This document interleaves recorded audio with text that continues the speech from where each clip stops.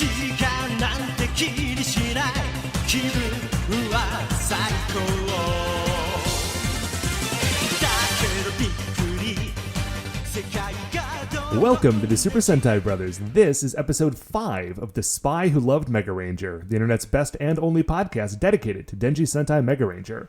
Every week we watch an episode of the show and we share our thoughts with you, the listener. My name is Matt J. With me as always is my co-host and brother Dave. Dave, how you doing today? Actually doing pretty well, man. It was a beautiful day out. Beth and I and the kids got out in the garden and we ordered some lawn furniture. Nice. Yeah, so we put that together, and now we have a place to sit outside, which is so the kids can like run around in the backyard, and I have some place to sit, so that's huge for me. So that's very nice. Yeah, it is. Yeah, not bad, man. Dude, having an outdoor space to sit is. I remember because I've got a little like porch on my apartment, and for the first year or so that I lived here, I didn't have any chairs to put out there. Oh yeah, I remember we would just sort of like lean against the windowsill or like sit on the balcony or yeah, the lead, it had sort of like a wide ledge ledge that we would sit on. It's a very sittable ledge. Oh sure, but dude, I remember the day I got some chairs out there, it was such a game changer. Anyway, Dave, you know what else is a game changer? Is this episode of Denji Sentai Megaranger. Yeah, it is. It's kind of a game changer. Or at least it's almost a game changer, and then it isn't. And that in and of itself is kind of a game changer. We'll get into it, Dave. But before we do that, of course, first is our officially award-winning opening segment. As always, shining in the heavens, there are 5 stars. What is our first star of the week? So our first star of the week, man, as it's been these last couple of weeks, it's time for Isolation Update. Isolation Update.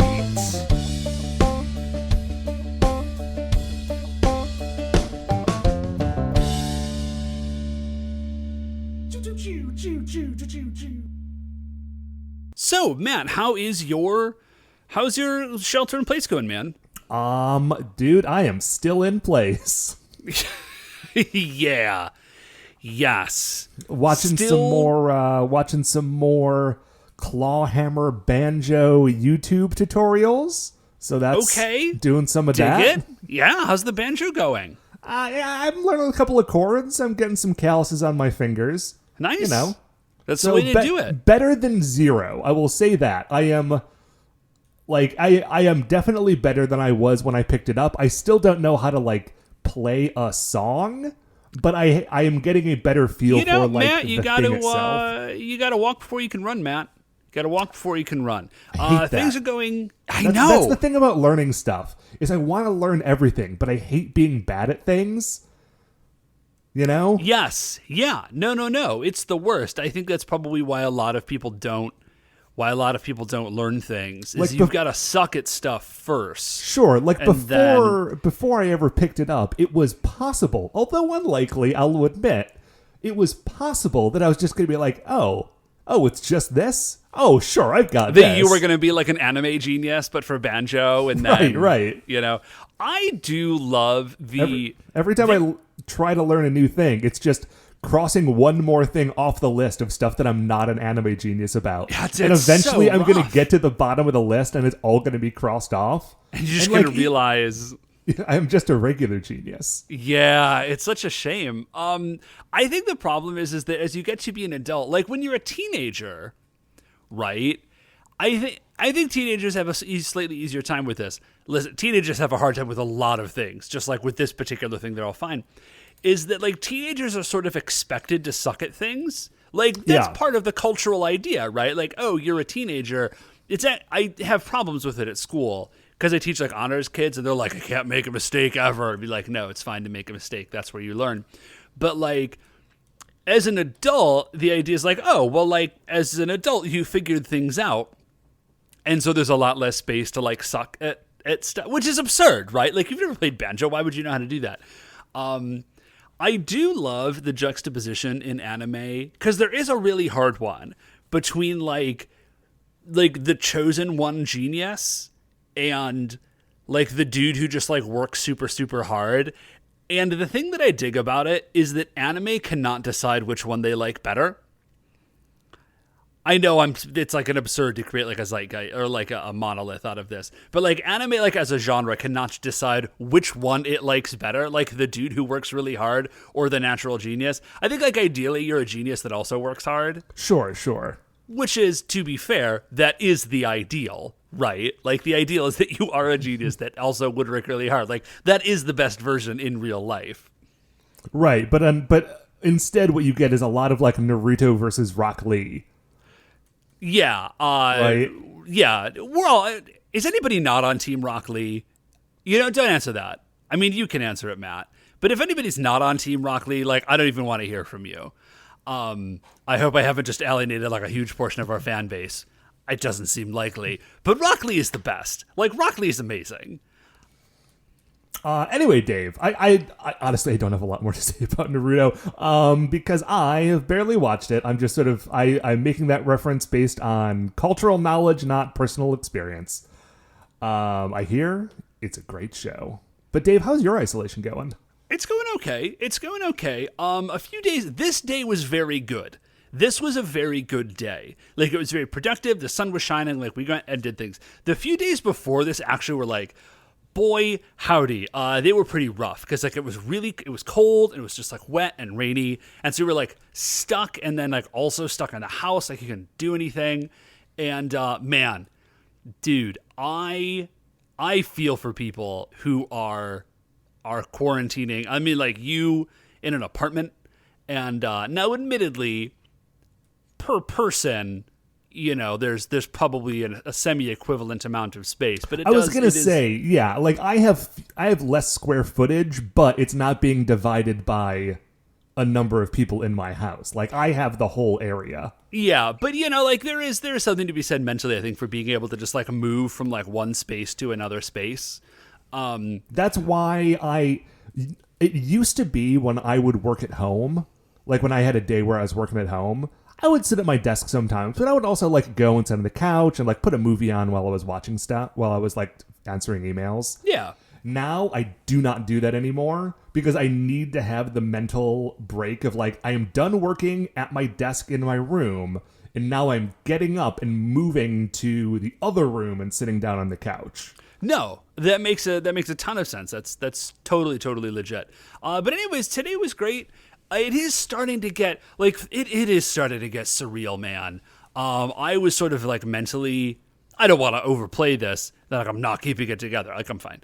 But it has started to get like it's just started to get really weird. And I think in a sense, like you would think we're like, oh, it should get less weird as time goes by. No, like when it first started, I was like, oh, like this is a thing and like we're all doing it together. But now like weirdness fatigue is set in a little bit. And now like, it's just, I don't know. It is starting to get kind of funky, but the weather is changing. And that I think is really going to be huge. I feel like that that specific feeling for me has been going in waves. And I think that I'm a little bit on the other side of it right now because, as we've mentioned, like you are home with your family and I am home with me and my banjo. So like, I feel like I descended into madness a little more quickly, but then sort of like bounced off that like lower bedrock a little bit. And now I'm just sort of like, now you're cruising a little bit. Now I'm cruising a little bit. I'm like, okay, like this is just my life now. My life is like inside this box with my banjo and my Animal Crossing friends, and like that's just what I do now. It feels like I'm a little bit behind you, but speaking of video games, Matt, what is our second star of the week?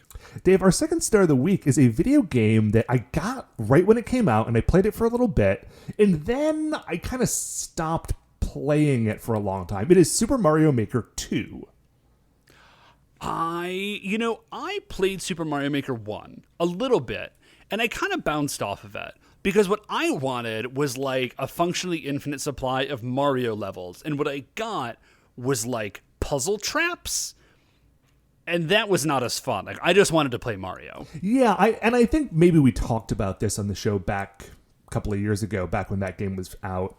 And we were both playing it. I think then. We did have a fairly extensive conversation about it, actually. Yeah. But I like the same holds true with Mario Maker 2 because I think that people discover as they try to make Super Mario levels that it's actually a lot harder than it seems to make a good Super Mario level. Yeah. Like, yeah, like making- you think, it'd be like, oh man, you just throw in like some thwomps and like some pipes and like you're good to go. And it turns out there's actually like a lot of design theory behind a good like, Mario level. Right, like there is a reason why people get paid money to do this, and it's a real job. And it's not just like a thing you can knock out on a Saturday.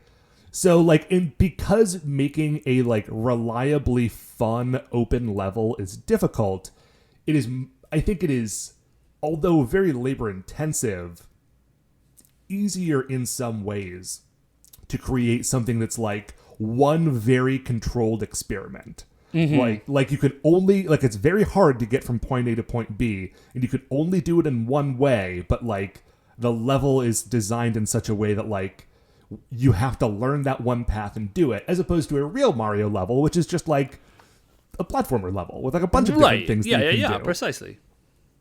So like you either have like music box levels or like death trap levels or like things that are unnecessarily cruel, or sometimes like really fun inventive things that use the game but are not really like like they're not actually Mario in that sense. Right, like they've used the mechanics of Mario to like set up a pinball game somehow. And like it's a very impressive technical feat, but like it's not Again, really it is Mario. not actually Mario, right? But here's the thing, Dave. They have introduced a new function to Super Mario Maker 2. Okay. Which is that now, not only can you make levels, which is you've always been able to do, but now you can make like a world map. And you can, because previously you could only make like single levels. Now you can make a bunch of levels, place them all on a world map that you construct, and then chain world maps together. So you can make a full 8-world like Super Mario Brothers game. So now you really are like, you can just full on design. Right. So I think that what I hope will happen, and I did actually play through somebody's full 8-world game the other day. And it was really interesting because they made it all out of Super Mario 3 levels. Okay. Except weirdly for the very last one, which is a Super Mario Brothers 1 level. But like the whole thing was just like in the Super Mario 3 engine. And as I played through it, like I felt like I was getting to know like what design quirks the guy who made it like liked or disliked or like tended to lean on and stuff like that. It was a very interesting experience because like they had sat down and made like 8 worlds of this game. And so they really had time to like try everything out. Anyway, it was That's super fun. Super Super cool. That's really interesting. There's also a new power-up in the game called the Super Mario Brothers 2 mushroom that turns you into the Mario from Super Mario 2. So you can like pick things up and throw them and like that's crouch down very and do a cool. super I jump. dig that. It's very fun. Anyway, yeah, so like if you're one of the people who bought that game and you haven't picked it up in a while, check it out. Dave, what is our third star of the week? So our third star of the week, Matt, is produce delivery. And I'm getting a lot of my produce delivered. I'm just kind of vamping here because this was your star about produce delivery. Yes, it was. I had looked away from the script. Thank you for vamping. Produce delivery, Dave. So I'm a big fan. As I have been sheltering in place, I've been exploring the wide world of getting stuff delivered. Normally, I don't get a lot of stuff delivered because I like going to the store. Yes. I've got a grocery store down the street. I like to walk down the street and pick up my groceries and walk home. It's very, like, it's a fun part of my day. Matt, real quickly, this is not sorry, I'm diverging from the joke here. This is a really true thing that is actually valuable information, I feel. And I'm going to share it with you and I'm going to share it with our listeners. Okay. If you are doing grocery delivery, and you are trying to not use Instacart because Instacart is run by terrible people, and they don't treat their workers very well. There's another service called Dumpling, and if you just search for like dumpling delivery, the website is dumpling.us. Dumpling is a service. This is not like a This is purely a PSA. I know this sounds like I'm doing a bit from like a I was going to say, like Dave, a paid advertisement Dave, thing. if This you is not. somehow or have like wrangled a paid advertisement from something and have kept it from me and are now doing it on the sly so you can keep 100% of the money from it, I will find out. I think you should applaud me if I was that. No, this is not the case. I'm just really telling you because this is what we've started using. And the cool thing about Dumpling is that they are just a sort of like connection service. And they get like a small commission basically, but they are just a connection service between like you and a person who is doing their own business of personal shopping. Oh, so, interesting. so like the people that are on Dumpling are very much more like really like they're setting their own hours, they're setting their own prices. Dumpling as a company is like way more transparent than Instacart. They are like they're really, really great. So use Dumpling and not Instacart. That's the whole PSA. Matt, if you want the information of the person that we use to do our shopping, she's actually over on the west side. But she does deliveries for us because like her very first delivery, Beth gave her like a mask and like a bunch of hand sanitizer and stuff. And she's like, you guys are great. I will deliver out to you and you only on the east side. But if you want her name and number, I'll get it to you. Okay. Anyways, continue the joke. Anyway, the thing that I've started using is not so much a like you choose things and it is a grocery delivery service, although I am also doing that. But I signed up for a thing. This is something that exists in Ohio, and I think that different versions of this exist in other places. But the one around here that I signed up for is it's like a weekly or bi-weekly produce delivery box from a company. Like a CSA kind of? Yeah, it's like a CSA mystery box. Okay, dig it. And basically, the company's called Perfectly Imperfect Produce. And the way that it works is I think they have buyers that like go around and pick up like the factory seconds of produce. Nice. Essentially, like after the big grocery stores buy like the carrots that look good, these people swing in, they're like, well, that's a perfectly good carrot. It's just like weird and lumpy. But like, you know, it's a carrot. And so they buy it sort of on the cheap. And then you subscribe to it and they just ship you a box of like, here you go, here's 20 pounds of produce. And you just open it up. You're like, well, I guess I have 4 banana peppers, a head of cauliflower, some grapes, 2 tomatoes. And it's just sort of like a random assortment of whatever they have. And then they'll also like send out like recipes that include things that like they got that week. And I think they also have like a philanthropic part where like every box, like for every pound of produce that you buy, they like donate something to, they donate food to like a local food bank or something. Oh, that's awesome. So it's nice. And I also, but the thing is that like, I am an okay cook, but I am not a cook who immediately knows what to do with 4 banana peppers and a head of cauliflower. Okay. So I am having to sort of explore my options a bit more, which has been interesting. Right on. No, you know, that is actually one of the best things about years and years ago, Beth and I were in a CSA, and it was sort of that same thing where like you just got stuff and you just sort of had to figure out what are you going to do with like X or Y or Z. It really kind of stretched us. Anyway, as Dave, cooks. Speaking of cooking, what is our 4th star of the week? So our 4th star of the week, Matt, is recipes. It actually, this flows really naturally. Good planning on your part. The 4th star of the week is recipes, Matt. And conversational transitions are my art form. You're a master, Matt. What else can I say? Game recognized game. Anyways, here's the thing about recipes.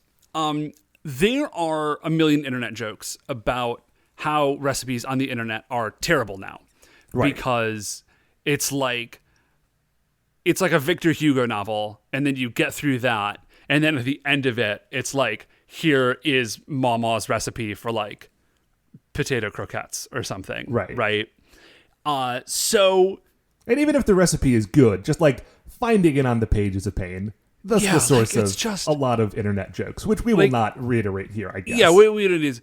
But like it's gotten to the point, Matt, where like I have now, like I've stopped doing it. Like, I don't go on the internet anymore for recipes. Like, I'm just back to using cookbooks. Like, I have a bunch of cookbooks, and I used to reference them all the time. And there was like, oh wait, there's a ton of internet recipes on the internet. I can just like type in real quick and I'll get it. And then I can just use that.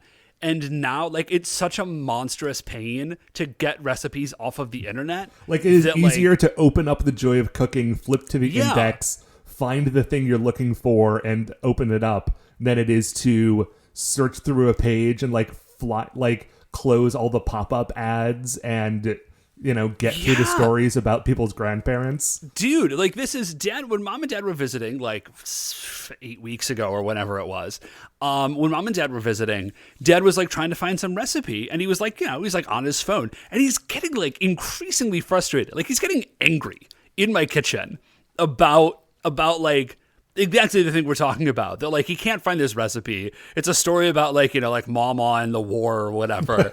And I was just like, well, what do you want a recipe for? And he told me what it was. I forget. I was like, 2 seconds, man. And like I just walked over and I got the Joy of Cooking. I was like, here it is. Like, here's the recipe. And he was like, oh yeah. And like you could see like in the interaction, because I had this moment with myself. He was like, oh yeah, right. Oh yeah, cookbooks. There's a reason that we have those. There's a reason we have those. Yeah, so now to really fully employ this strategy, you do want to have started collecting cookbooks like 20-ish years ago, and just have like a full shelf of them at this point would be an ideal spot to be in. See, the problem is that I have bought more cookbooks for you than I have for myself. Ooh, yeah, that is, well, thank you. Thank you. You're very welcome. That. So I have one Instant Pot cookbook, which is actually pretty good. And then also weirdly, I have a very nice copy of the Vincent Price cookbook. The like Master of Horror Vincent Price? Oh yeah, dude, did you not know he has a cookbook? I did not know this. He has an excellent cookbook. Like does it have anything to do with like his work as like a horror director? No, nothing. No, it's just a very good cookbook. It's just a cookbook that he wrote, and it's very good. Okay, so real quickly, this is like a PSA heavy episode. If you don't have a lot of cookbooks, Matt, here, I'll just tell you, since you don't have a lot of cookbooks. Start with the Scoffier. Do not start with the Scoffier. Actually, I own a copy of a Scoffier. I know, I bought it for you. I know. It's a great cookbook, but it's useless if you're not already an excellent chef. But what if you need to know how to make the master sauces, Dave? Here's the thing. His recipes are just like, step 1, make chicken consomme. Like, that's step 1. So if like you don't and he tells you how to make chicken consomme, but like it's not in that part of the book. It's just like step 1, make consomme. But then he doesn't tell you where in the book to find it. Anyways, don't start with the Scoffier. Here are the 3 cookbooks that you need to own. Ready? Joy of Cooking. Like, if you don't own Joy of Cooking, like, buy a copy of Joy of Cooking. Joy of Cooking is, like, the number 1 go-to. Like, if you have to restart civilization, like, get a copy of the Joy of Cooking. Like, it handles everything. Like, it teaches you how to dress game, if you need to know that. And the other 2 cooks are both by the same guy. They're by Michael Ruhlman. Get a copy of Ratio by Michael Ruhlman. And it is just... the whole book is about here's how you make a cake every time. Like, it's this amount of egg to this amount of flour to this amount of milk, like blah, blah, blah. So he doesn't give you measurements. He just gives you the ratios for like a whole bunch of very good stuff. It's a great book. And then the other book, like I said, is also by Ruhlman, and it's called Ruhlman's 20. And it's like, here's the 20, it's like a walkthrough breakdown with recipes of the 20 ingredients and techniques that form the foundation of like 90% of food or something. Yeah, I remember hearing him interviewed about that book on NPR, I think.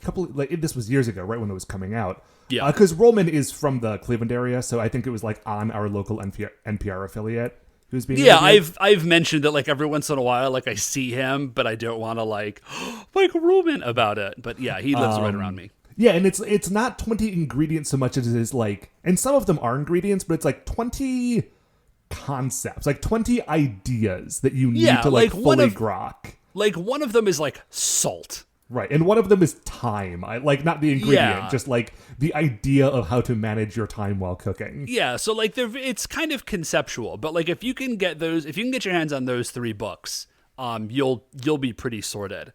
What, Matt, is our 5th star of the week? Dave, 5th star of the week, and I'll keep it brief because we've been talking for a while, and B, I did talk about this a bit on an upcoming episode of Spectre, and I don't want to like double dip too much.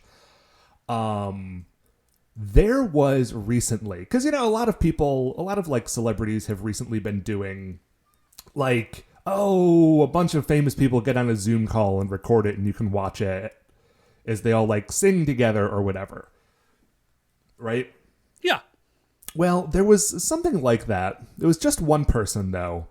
It was set up by, I think, Esquire or like Esquire UK specifically. Okay. And it was Pierce Brosnan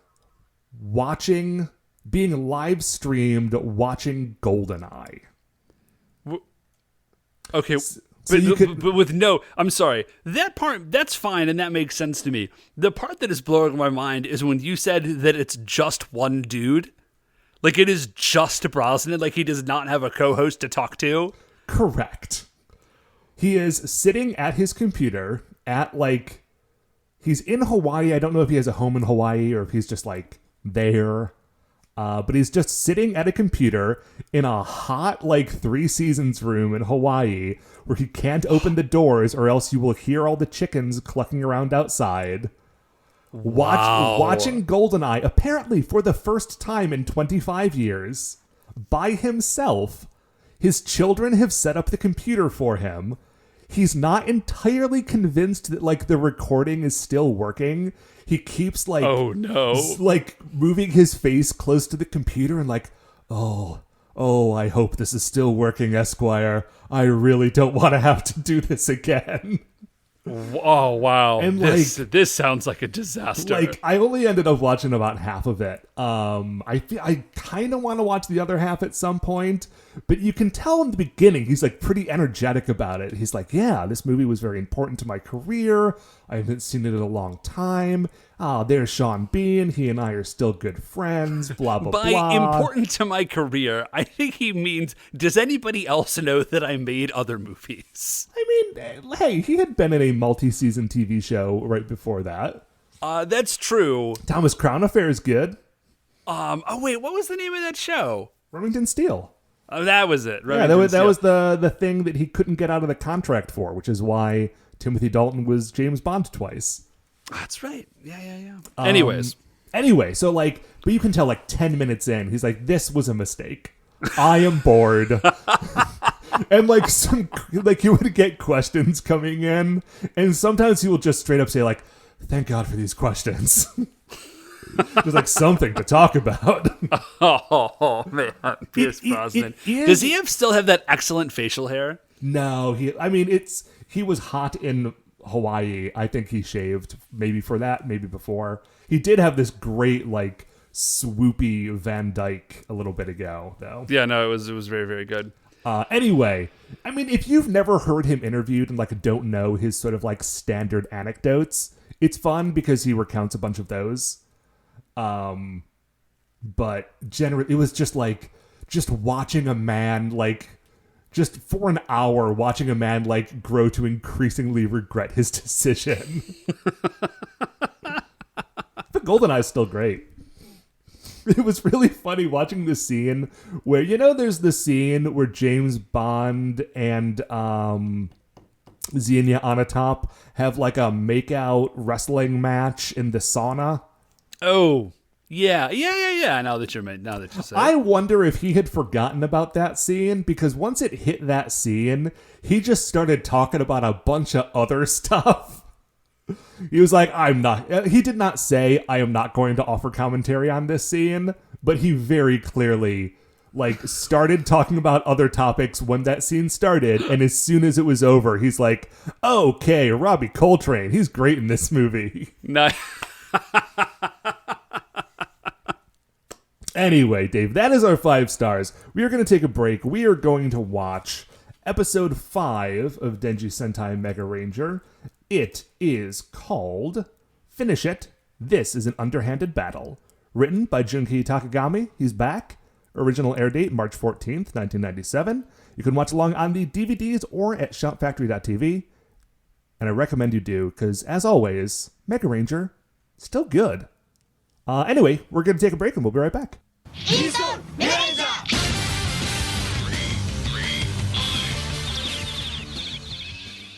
Okay, welcome back. So this episode starts with the board of directors of INAT, which, if you recall, is like the organization that has created Megaranger.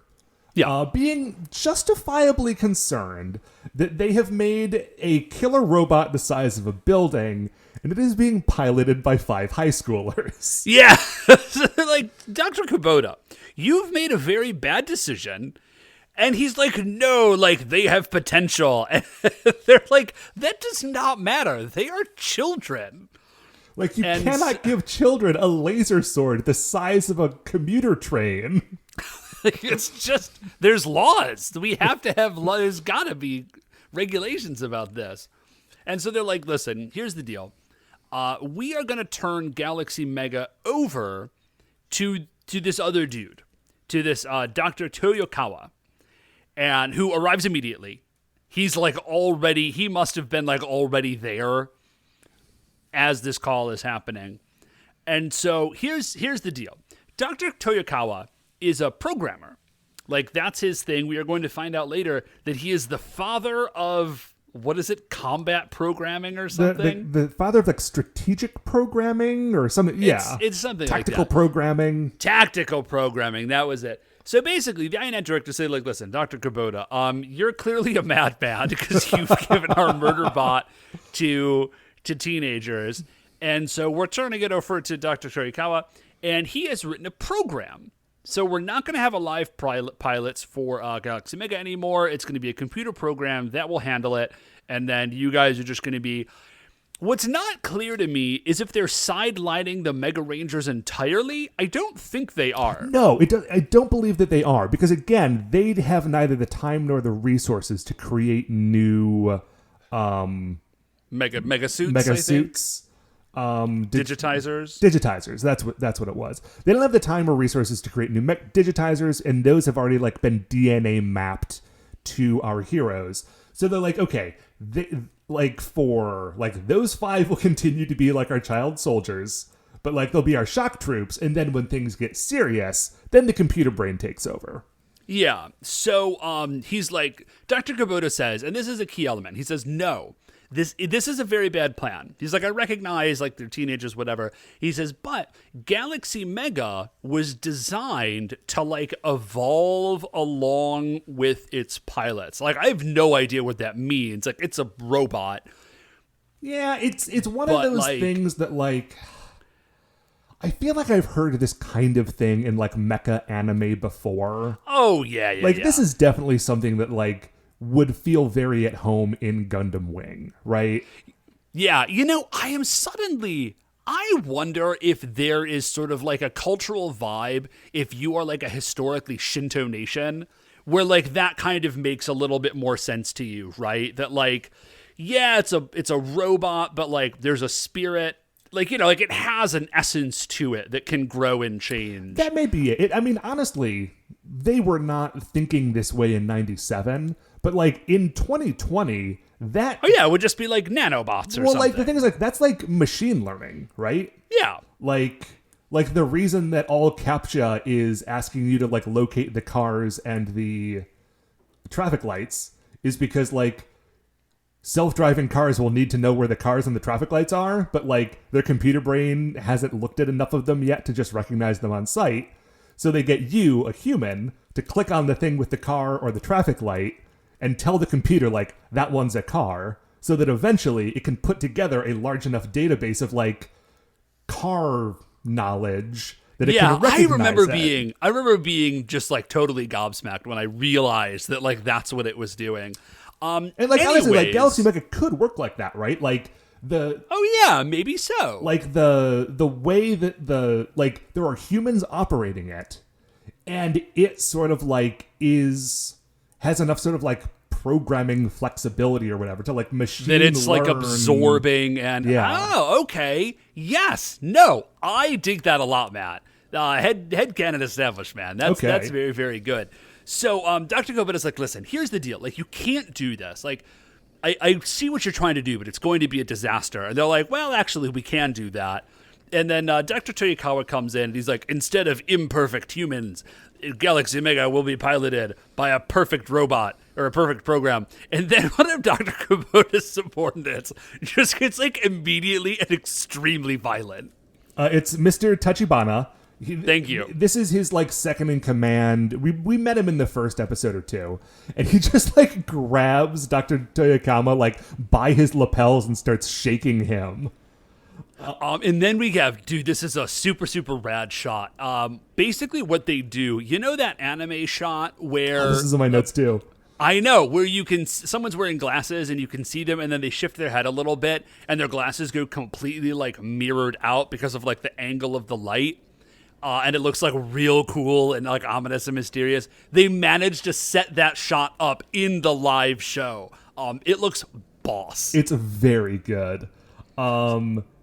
See, Mr. Tachibana attacks him. Oh, I have in my notes that Tall Steve stops Mr. Tachibana. Did you name the black guy Tall Steve, Matt? That's the thing, is we don't have a name for him yet, but he's been in every episode. And then until such a time as they give him a name, he's just Tall Steve. All right, yeah, Tall Steve is definitely there. Because he speaks English, and so I'm giving him like an American name. The episode actually opens up with Dr. Kubota and Tall Steve like going over some footage of Galaxy Mega beating Chameleon Nezare. So we go from there. Tall Steve is all over this episode. He is. So there's a car driving into a quarry. We can't see who's in it. We find out Dr. Kubota's down there. And what it actually is it's a test. It's like a test run of this program. So they've called the Rangers in. I'm not actually sure why, but Dr. Kubota's there. Dr. Toyokawa is there. And they're like, sort of figuring this out. Ko hops out. He's very proper. He's like reporting for duty. And then Shun sees Toyokama and he's like, oh my gosh, Toyokama, like he's this guy. And that sort of exposits it for the rest of us. Right. Because Shun is all about programming and everyone else doesn't care.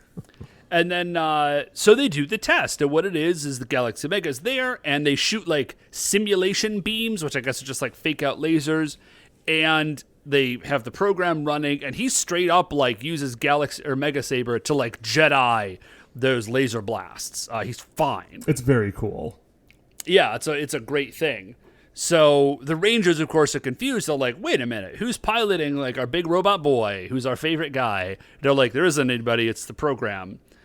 And they're like, so are we fired? What? And Kubota hops in. He's like, no. This is just a test. Do not worry. Go about your day. Like, you guys are still the best. Right.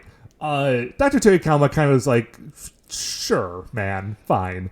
So, like, Koichiro is upset about this. And Dr. Kubota obviously is not into it.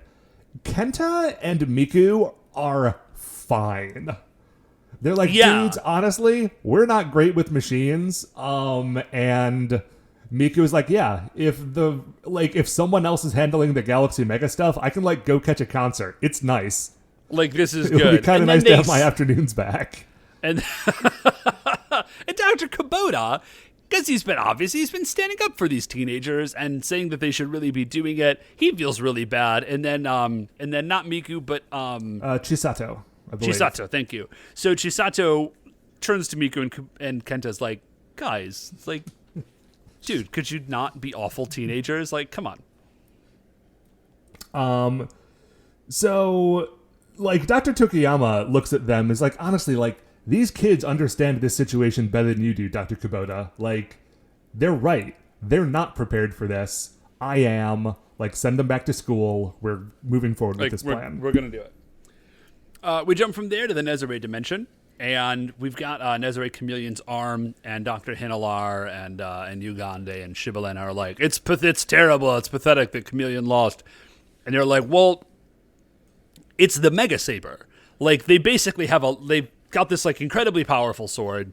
We don't have anything that can deal with it, Like, that's just, like, that's it. Like, what are we going to do about their, like, god sword, like their cheat mode god sword? Right. If we could find a way around that one move, we could beat them. It's just that we can't stop that sword. And then they're looking at the arm, and they realize that there's like a sliver of metal stuck into it. And it is like a shard that has like cracked off the blade, I guess, of the Mega Saber during the last fight. So now they've got a piece of the metal the Mega Saber is made out of. And they're like, okay, we can take this alloy and we can like program it into the DNA of our next monster. Sure. And then why not? It'll be invincible against the Mega Saber, and then we win. Perfect. Which is, listen, that's an extremely good plan. Yeah.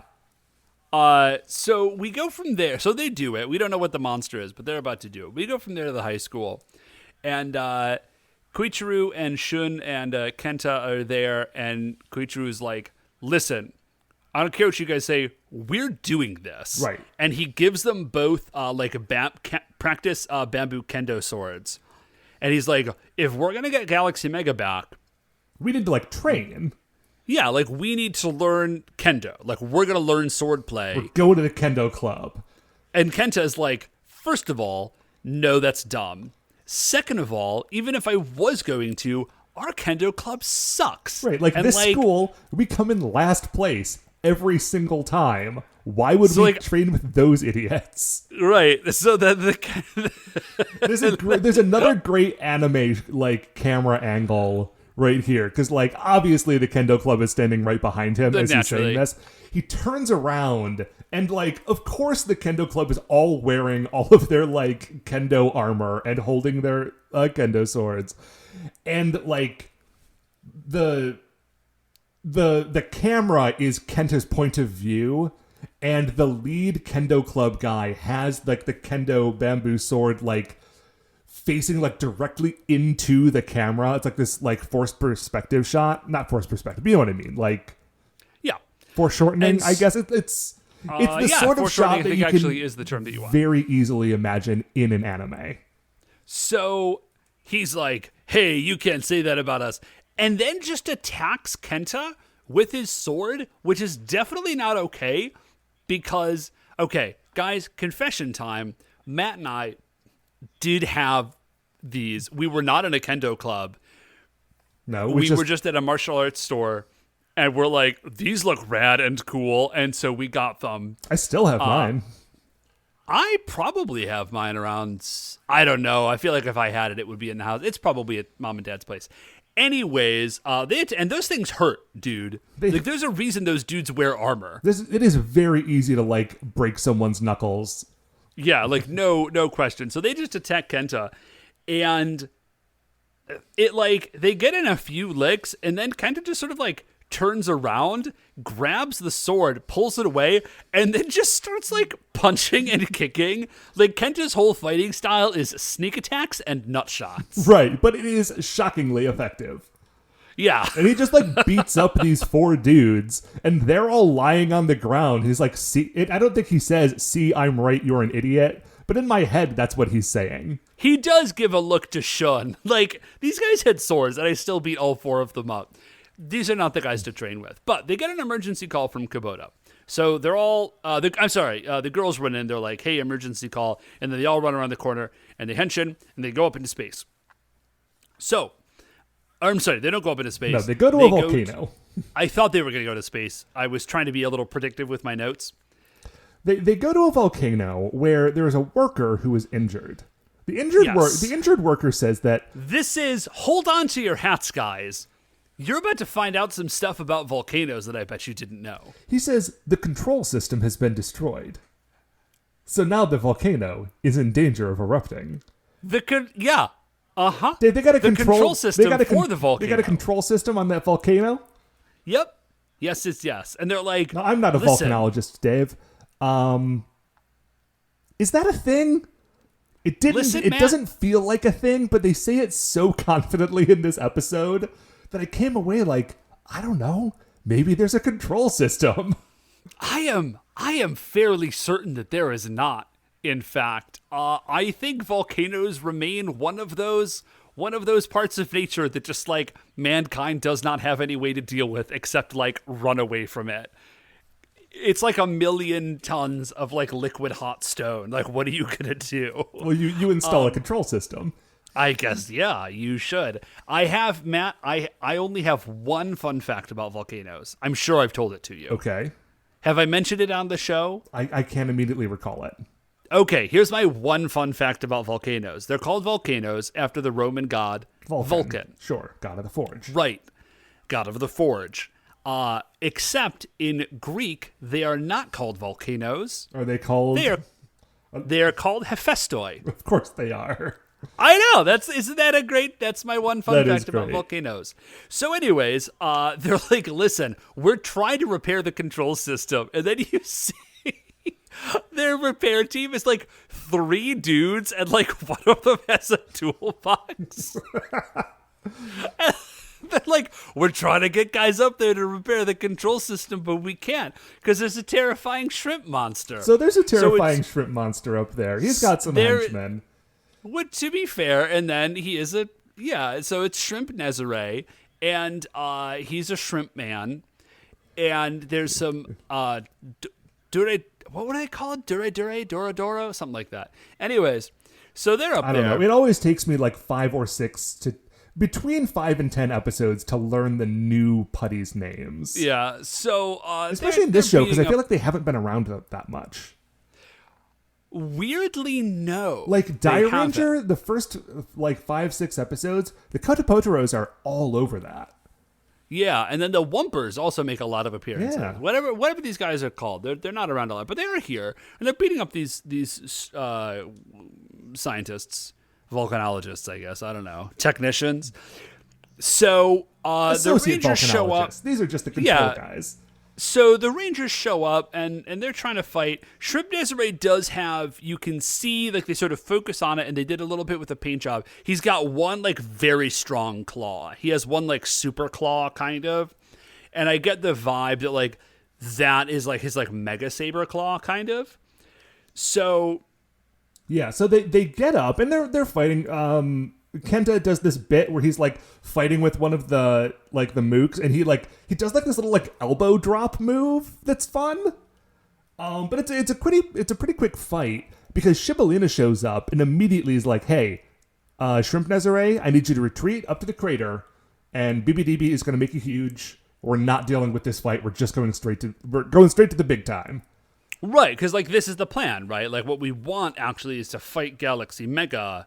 So, because Shrimp Nezare will, like, destroy him. Right. So, he goes giant, and it works. Like, they just summon Galaxy Mega, like, immediately.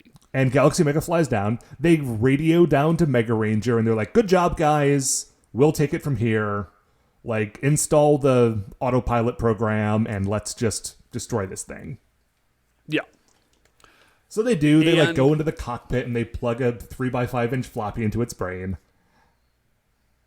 It might have been a zip disk. It looks a little more hefty than a 3x5-inch. Yeah, and they're like, "This is rad. We're gonna do it." Oh man, this is this is the amazing thing. Is they say specifically is that they're gonna install the program, which seems like did you guys not install it before now? Well, okay, here is I'm going to headcanon this, Dave, is that the Galaxy Mega is also the Mega Ship. And so if you install, like, a fighting autopilot disc into its brain, maybe, it would, then the ship would get... Like, yeah, it would, like, make... thrown off somehow? It would make, like, the Mega Ship not operate correctly. So they have to wait until it's Galaxy Mega and then install the disc. Okay. All right. Not your best work, but I'll take it. Hey, listen, I'm only working with what they can give me. Right. So anyways, they start a fight, and then Shrimp Desiree does do this rad thing where it's like a claw boomerang. He sort of like hooks his hand, and it's like a high-ally, like... Actually, what it looks like is a Gaia Sonic boom, and it sort of like spins out there. But then Galaxy Mega like catches it on his sword and like whips the energy back at Shrimp Nezare. It's extremely good. Like it's crazy good. The program, not bad. Yeah, not a bad pilot. It's quality. So then Galaxy Mega closes, but like, oh dang, Mega Saber's not working. No. He gets it. Shrimp Nezare gets in some shots with big claws. Galaxy Mega's going down, and remember, they're all in there, right? Like Dr. Kubota and Toyokawa, like they're all in Galaxy Mega, right? Like Tall Steve lives there. He's got a bunk. So Dr. Kubota's like, see, like this is exactly what I was talking about. Like Galaxy Mega should be evolving with its human pilots, and your program can't adapt. Right. Like down on the ground, the Mega Rangers are watching this happen, and they're like, well, doesn't Galaxy Mega have any more like secret weapons or anything like that? Like clearly the sword isn't working. They need to change tactics, but they aren't. Kubota, because they can't. Yeah, like Kubota talks to Toyakama. He's like, dude, can't you change the program? And Toyokawa looks at him and is like, the program is correct. Like, it's perfect. Like, it's just that, like, I was given the wrong variables. I didn't know that their armor was going to be this strong. There's nothing wrong with the program. There's something wrong with reality. So, man, if that's not like a computer programmer thing to say. So anyways, things are bad. The screen obviously pops up with the... and it's... what is it? I wrote this down. Opportunity of conquer, 0%. Oh, man. So Dr. Toyakama just looks at that, and dude just like turns around and starts walking away. And Dr. Kubota says like, where are you going? Like, we're in the middle of this thing. And he's like, oh, no, man. The computer told me we cannot win this fight, so like, I'm out. And Kubota's like, 100 people are on this ship right now. You can't just leave. And Dr. Toyakama's like, I think you'll find that I can, in fact, just leave. And he does. And he just does. And so Dr. Kubota's like, we got to get the Rangers in here. We flash down to the Rangers. They see, apparently Galaxy Mega has like an escape pod. And they see it, and they're like, oh, man, Dr. Toyokawa must have just, like, bugged out. Dr. Kubota, back in Galaxy Mega, says, all right, like, I'm going to do it. Like, I'm going to disable the autopilot. Right, so I have to get up to the cockpit to unplug it, because as long as that's installed, like, the Rangers can't get in and, like, start piloting them themselves. Right. There's no, like, manual override. You just need to unplug it first. Dude, Dr. Kubota. Amazing. Crushing it.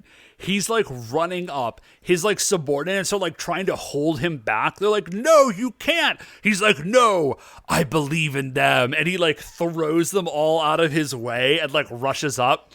And like, stuff is blowing up around him. And, like, steam is shooting in his face. He gets up to the cockpit, and he's doing, like, the sort of Star Trek thing where like you just flail over and pretend that the screen is shaking. And then, side note, Matt, have you ever watched stabilized videos? Yes. That happening. It's amazing. So he gets up there and he's like he's like hitting buttons and like pulling discs out and stuff. And, like, he looks up and he sees through the visor and, like, laser blasts are coming down. Oh, and then, like... And at this point, Galaxy Mega is, like, the fight has gone against Galaxy Mega at this point. Like, the program was continuing to try to keep it going. But at this point, Galaxy Mega is, like, hanging by its fingertips on the ledge of the volcano crater with, like, lava coming up underneath it. Oh, dude. And and Shrimp Nezare's giant claw is about to, like, come down and hit it in the face and just knock it into the volcano, and everyone is going to die. When at the very last second, like, Kenta is there, and he hops in the cockpit, and he, like, you know, grabs the sticks and just, like, punches Shrimp Nezare in the face and knocks him over, and they can, like, scramble out of the volcano, which I guess the program had not considered. Yeah, dude, the program is designed around like the highly efficient use of Mega Saber. Right. It's like, why not?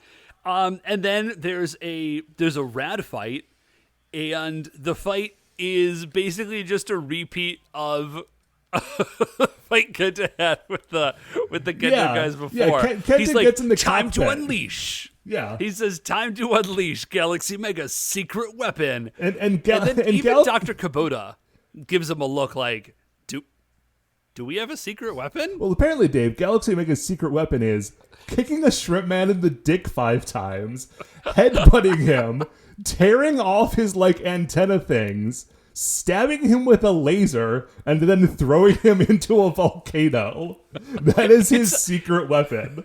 You've got to admit, Matt, it's extraordinarily effective. Works great. Shrimp Nezare was not prepared for that. Nobody was.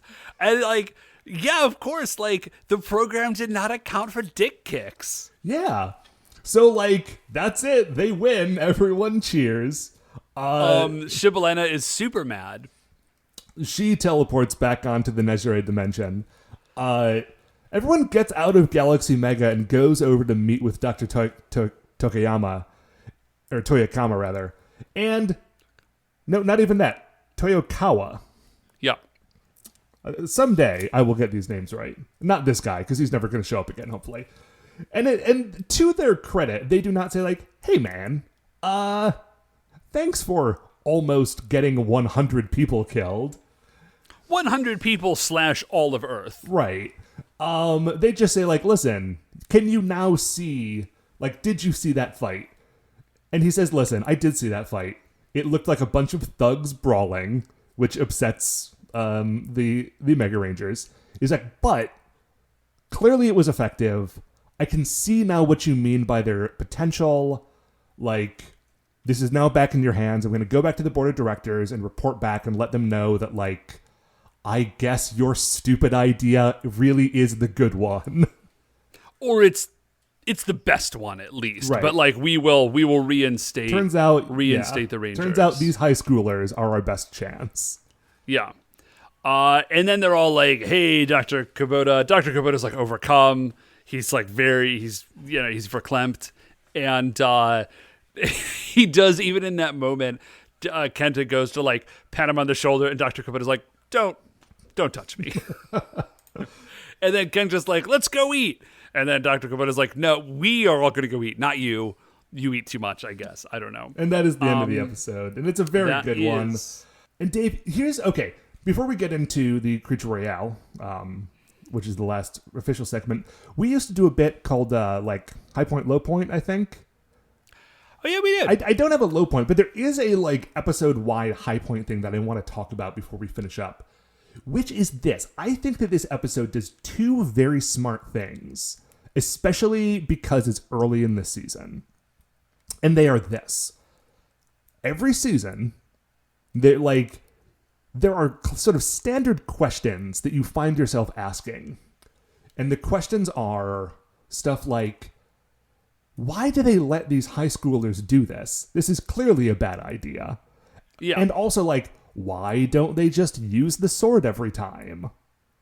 Like, the sword clearly always works. Why don't they use the sword every time?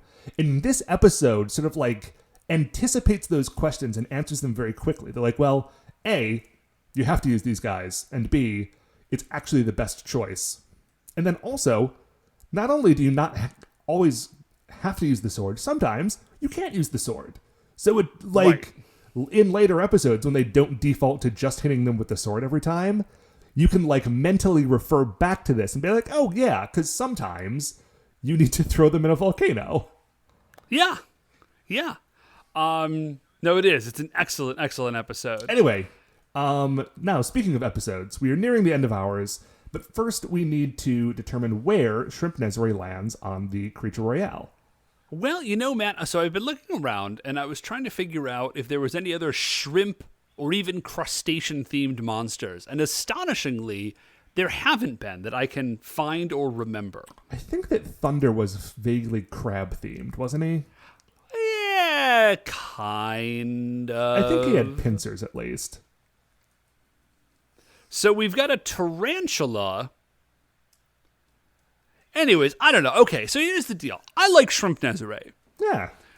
I think Shrimp Nezare is cool. There's a handful of reasons. He's got a cool look. Yeah. It's not a complicated look. It's just Shrimp Man. That's the only look. Yeah, it's just Shrimp Man. But, like, he manages to be fairly menacing but, like, with shrimp it. Shrimp are only not menacing because they're small. You know? Oh, yeah. That's why I don't... Yeah, Matt, have we not talked about that? That's why I don't eat I don't eat crustaceans. What, you're worried they're going to take it, like, get revenge? No, man. Like, I just don't eat anything that could have an entry in the monstrous manual. That's fair. That's kind of That's where I fair. go with it. So, like, if it were larger and it had a entry in the monstrous manual. So, like, bears. I don't eat bears. They're in the monstrous manual. I don't eat wolves. They're in the monstrous manual. There's literally a monster. I mean, Dave, I know you've eaten a gelatinous cube. Okay, yeah, but not like a sentient one, I guess I would say. I actually made, Matt, speaking of, I made some bomb oxtail broth the other day, and it is full-on jelly. It's delicious. Ooh. Anyways, yeah, there's literally a monster called a chul in Pathfinder, and it's just like a lobster thing. I don't eat... Anyways. So... Also, they're gross. They're giant ocean bugs that eat, like... They're bottom feeders. They're disgusting. Anyways, okay. I dig Shrimp Nezra. He's got a cool look. He's got a rad claw that does like a Guile Sonic Boom energy attack, and his skin is made out of Mega Saber metal. Right. Like, that's a good monster. He almost exploded a volcano. Yeah. So here's what I would say. He's a great monster. He's not in the category of like, oh, this was like... Well, actually, it was a very good episode, but for some sort of like meta reason. He is a very good Monster of the Week monster. Yeah. So I would say that puts him up in like the 60s, 70s range. So like spot number 60 is CC Chaco the Bug Collector. Just below him is Kama Itachi the Sickle Weasel. I don't think he's quite up there. No, let's see. Barra Hacker got punched in the internet. Yeah, you know, actually, man, I'm looking. I said 60s. I think that's way too high because as I'm going through these 60s and 70s and even at like 80s, 90s, 100s, these are all like really great monsters that have like a lot of personality. It's once we get down like past like the 110s or so. Yeah, so... Okay, number 135, PP Rappa. He was a dude who, like, threw giant numbers at people, and those numbers exploded. He's definitely better than PP Rappa. He's better than... I think we can jump him up quite to a few. I don't know, man. WW Warichio was, like, a cosmic... asteroid miner bird man with a jetpack. That was pretty good. Okay, that's legit. Barra Police was just a policeman that was bad. Okay, so he's better than Barra Police. He's not as good as WW Warichio. Yeah, I think that's a pretty good spot for him. There you go. Shrimp Nezare, number 133 in the Creature Royale. Right on. Well, that is going to do it for another episode of The Spy Who Loved Megaranger. Before we finish up here, I'd like to remind you all you can email the show at supersentaibrothers@gmail.com. If you want to get any updates on future episodes or check out the things that we're talking about on Twitter, we are at Super Sentai Bros. If you like the show, please remember that shining in the iTunes review section, there are 5 stars. If you want to rate or review on your podcast listener app of choice, that would be very nice of you. That would be cool. Or tell a friend. That's another thing you can do. That would be even better. The Super Sentai Brothers are a production of Retrograde Orbit Radio. To listen to any of the other great Retrograde Orbit Radio shows, you can find them all at retrogradeorbitradio.com. Once again, we are the Super Sentai Brothers. I'm Matt. I'm Dave. And we'll see you next week for the greatest show on Earth.